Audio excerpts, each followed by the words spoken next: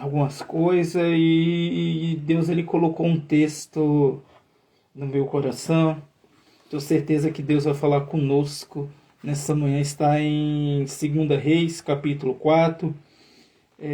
A mulher de um dos discípulos dos profetas clamou a Eliseu: meu marido, teu servo, morreu. E tu sabes que o teu servo temia ao Senhor. Agora o credor vem levar os meus 2 filhos a ser escravo, para ser escravo. Respondeu-lhe Eliseu: como poderei ajudar-te? Dizendo-me o que tem em tua casa. E disse ela: tua serva não tem nada em casa além de uma vasilha de azeite. Disse Eliseu: vai, pede emprestado vasilha a todos os teus vizinhos. Vasilhas vazias, peça muita. Depois entra, fecha a porta sobre ti, sobre os filhos, e derrama o azeite em toda aquela vasilha, e separa as que estiver cheia. Foi embora, fechou a porta sobre si, sobre os seus filhos, eles lhe traziam as vasilhas, e ela os enchia. Quando todas as vasilhas estavam cheias, disse ela aos seus filhos: traz-me mais uma vasilha. E ele respondeu: não há mais vasilha nenhuma. Então o azeite parou. Foi ela e fez saber ao homem de Deus e disse: vai, vende o azeite, pai, a tua dívida, tu e teus filhos viva do que sobrou. Glória a Deus.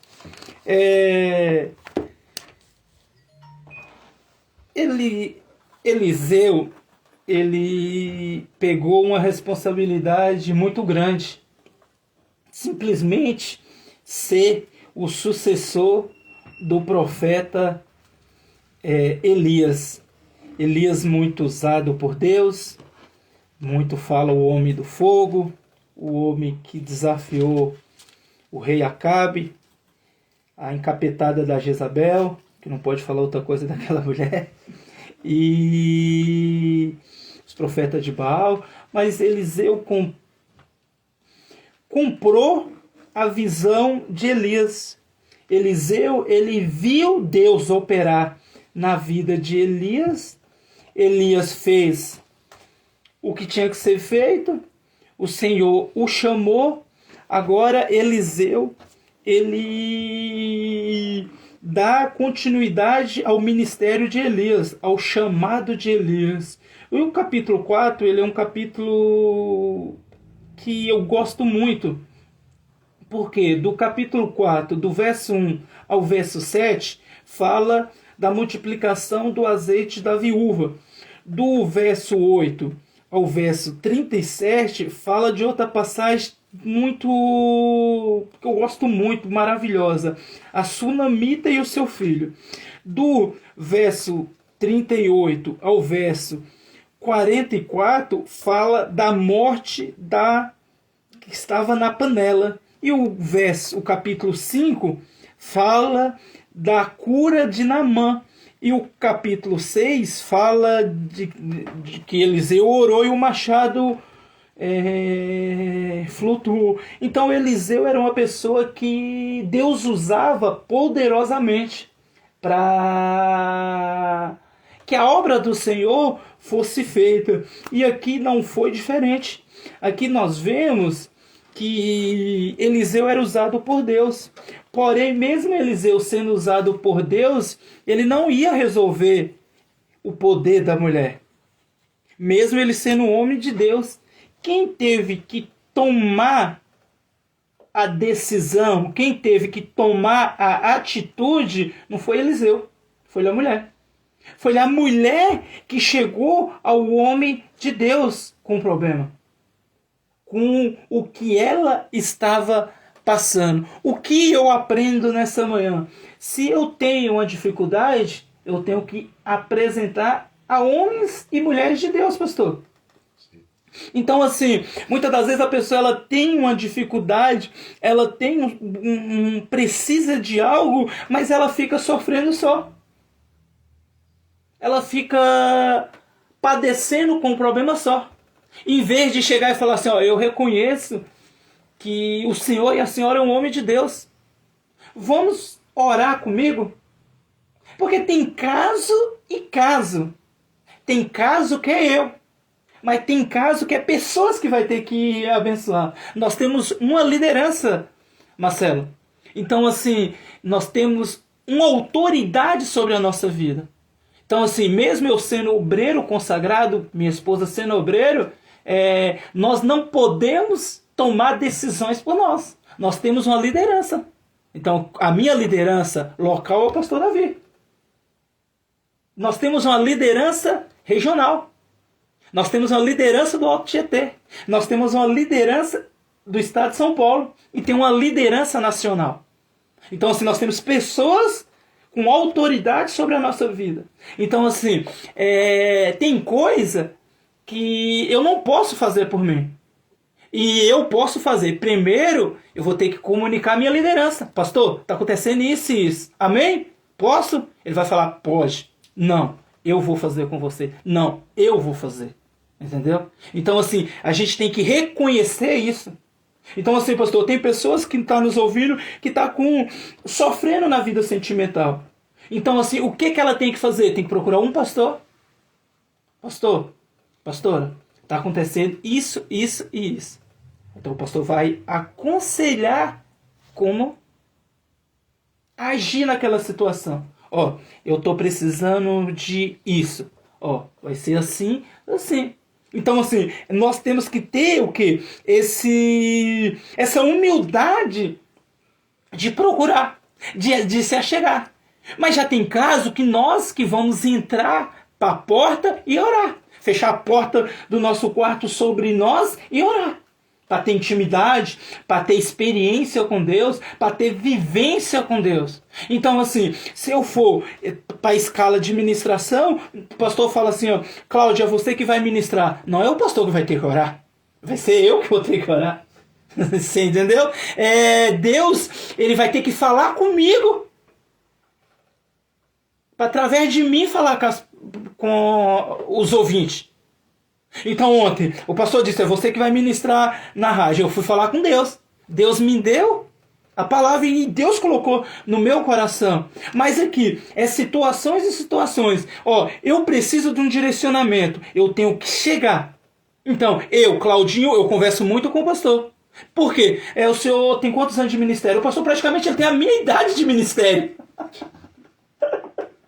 26 anos, 23 anos. 23 anos, eu tenho 35. Então, praticamente a minha idade de ministério. Então, ele vai ter o quê? Vai me aconselhar. Ó, você vai orar, você vai fazer isso, você vai fazer aquilo. Então, assim, primeiro, um dos conselhos quando eu comecei a fazer o IBBC, ele disse, conhecimento é na sala de aula. Unção, autoridade, experiência é no secreto. Com Deus. Então, aqui, esta mulher, ela sabia que o marido dela servia e temia a Deus. Ela sabia que o marido dela era um homem de Deus. Um homem usado por Deus. Do mesmo jeito que ela sabia que Eliseu era a autoridade, era o profeta do Senhor. Ela chegou em Eliseu e disse, ó, tu sabes que o meu marido servia ao Senhor. E eu vou falar uma coisa. E essa mulher conhecia o seu marido. E ela fala, teu servo, né? O teu servo! Então, Eliseu podia falar assim, não, era não, era não, mas ele verdadeiramente. E Eliseu pergunta para ela, entendeu? O que tens? Agora não é com você, mas agora é comigo. O que você tem em casa? Ela disse, a tua serva não tem nada. Só vasilha de azeite. Uma pequena vasilha de azeite. Agora, a importância de escutar a voz de Deus e colocar em prática. E de ter uma boa vizinhança. Vai. Peça vasilha emprestada. Não pouca. Muita vasilha. Fecha a porta. Engraçada. Ela foi. Levou o problema. O homem de Deus deu a solução, mas a solução ela veio acompanhada de uma ordenança, de uma ordem, ligada à obediência. Procura a vasilha, entra, fecha a porta.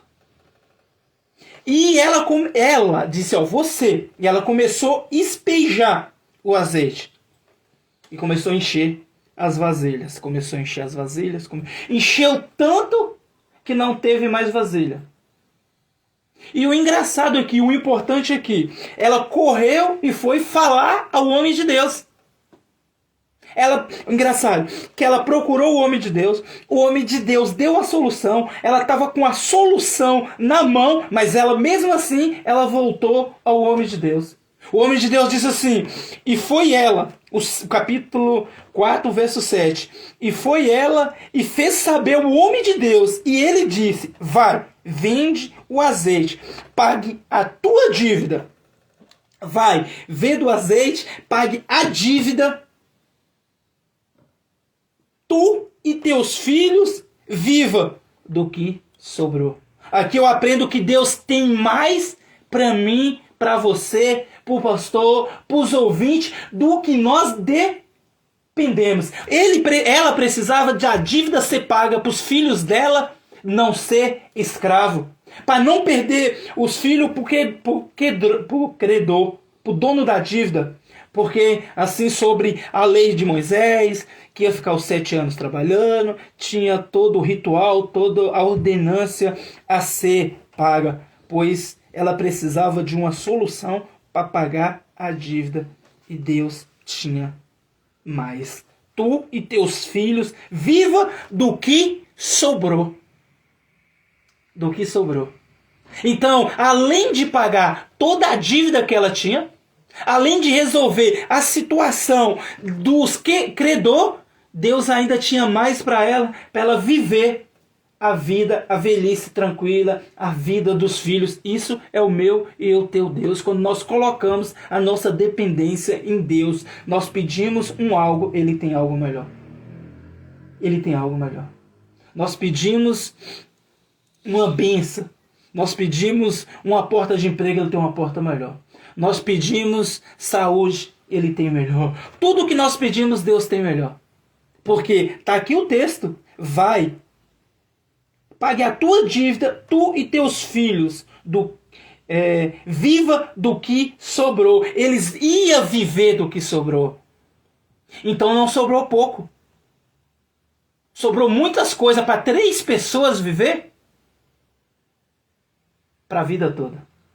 Isso é o que Deus tem para mim e para você nesse sábado, 8h27 da manhã, aqui na cidade de Ferraz. Coloca a tua confiança no Senhor. Confia nele e Ele tudo fará. Porque essa mulher, ela confiou. Obedeça o direcionamento de Deus para a tua vida. Obedeça o direcionamento de Deus para a tua vida. Porque esta mulher, ela obedeceu. Ela obedeceu e ela viveu o milagre. Ela pagou as dívidas. Eu creio assim, que quando ela veio com o direcionamento do profeta Eliseu e entrou em casa, ela disse para os filhos assim, nós vamos pagar a nossa dívida. Vamos dizer com o filho assim, não vai sobrar nem para comprar um brinquedo, o outro não vai sobrar nem para comprar aquela roupa, o outro não vai sobrar para aquilo. Ela falou, não, se nós pagar a dívida já é o suficiente. Mas Deus é um Deus do impossível, não fica devendo nada a ninguém. Então não importa o que você está vivendo ou está passando nessa manhã, Deus tem um milagre na minha e na tua vida para a glória do nome do Senhor Jesus. E o azeite não vai faltar na nossa panela se nós obedecer o direcionamento do Senhor Jesus. Deus abençoe a todos. Amém.